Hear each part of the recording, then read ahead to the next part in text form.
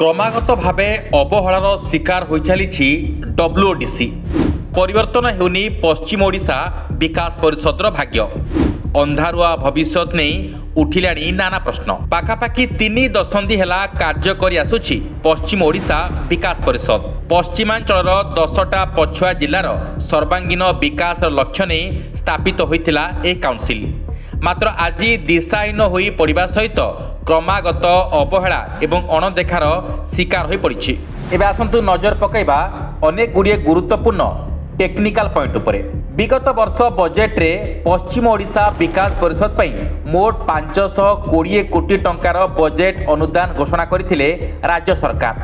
ମାତ୍ର ଏପଟେ ବର୍ଷକ ଭିତରେ 520ରୁ ମାତ୍ର 100 କୋଟି ଟଙ୍କା ବିକାଶ ପରିଷଦ ପାଇଛି। ପୁଣି ସେହି 100 କୋଟିରୁ କେତେ ଟଙ୍କା ଖର୍ଚ୍ଚ ହୋଇଛି ତାହାର ହିସାବ ବି କାହା ପାଖରେ ନାହିଁ। 2 ବର୍ଷ ହେଲା ଏହି ପରିଷଦ ପାଇଁ ସ୍ୱତନ୍ତ୍ର ଅଧ୍ୟକ୍ଷଙ୍କୁ ନିଯୁକ୍ତି ମିଳିପାରି ନାହିଁ। ପଶ୍ଚିମ ଓଡ଼ିଶାର ପ୍ରତିନିଧିତ୍ୱ କରୁଥିବା ବିଧାୟକ, ସାଂସଦ ଓ ବିଶେଷଜ୍ଞଙ୍କୁ ନେଇ କାଉନସିଲ ମଧ୍ୟ ଆଜି ପର୍ଯ୍ୟନ୍ତ ଗଠନ ହୋଇପାରିଲା ନାହିଁ। ଏହାର ପରିଣାମ ସ୍ୱରୂପ ଏତେ କୋଟି ଟଙ୍କା ଅନୁମୋଦନ ହେବା ସତ୍ତ୍ୱେ ତାର ଅଧା ଲାଭ ମଧ୍ୟ ପଶ୍ଚିମ ଓଡ଼ିଶାକୁ ମିଳିପାରୁନି। ଡବ୍ଲ୍ୟୁଓଡିସିର ପୂର୍ବତନ କାଉନସିଲର ସଦସ୍ୟ ତଥା ବରଗଡ଼ର ପୂର୍ବତନ ବିଧାୟକ ଦେବେଶ ଆଚାର୍ଯ୍ୟ କହିଛନ୍ତି, ବର୍ତ୍ତମାନ ସରକାରଙ୍କ ଅନୁମୋଦିତ ଯେତେ ଯାହା ଟଙ୍କା ଥିବ, ଏହା ବାହାରେ ବିଜେଡି ସରକାରଙ୍କ ସମୟରେ ବଳକା 1000 କୋଟି ଟଙ୍କା ଏବଂ ବିଭିନ୍ନ ପ୍ରକଳ୍ପ ପାଇଁ ପାଖାପାଖି 600ରୁ 700 କୋଟି ଟଙ୍କା ବିଭିନ୍ନ ଜିଲ୍ଲାରେ ବିନିଯୋଗ ନ ହୋଇ ଏବେ ବି ପଡ଼ି ରହିଛି। 2 ବର୍ଷରେ ଏହି ପାଣ୍ଠିରୁ ବଡ଼ ପ୍ରକଳ୍ପ ପାଇଁ ଅର୍ଥ ଖର୍ଚ୍ଚ ହୋଇପାରୁନଥିବା ନେଇ ଶ୍ରୀ ଆଚାର୍ଯ୍ୟ ଅଭିଯୋଗ କରିଛନ୍ତି।